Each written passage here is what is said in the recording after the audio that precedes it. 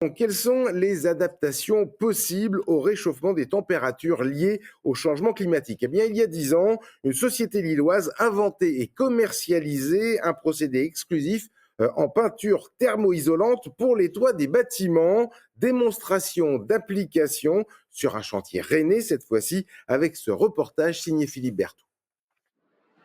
À Rennes, route de Lorient, les toitures de 2 bâtiments du groupe Suberi sont traitées avec de la peinture thermo-isolante fabriquée en France. Selon un procédé exclusif, elle est blanche pour refléter les ultraviolets des rayons du soleil estival et l'hiver, elle bloque la déperdition de chaleur grâce à sa couche de microparticules d'air.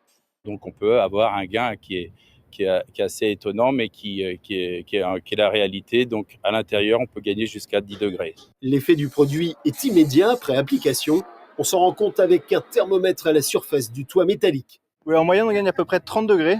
On a pu faire l'essai sur le bâtiment que vous voyez. Au mois d'avril, quand on a eu des fortes chaleurs à peu près mi-avril, il y avait un écart de 40 degrés. On était à 75 degrés sur le bac à sec qui n'avait pas été peint.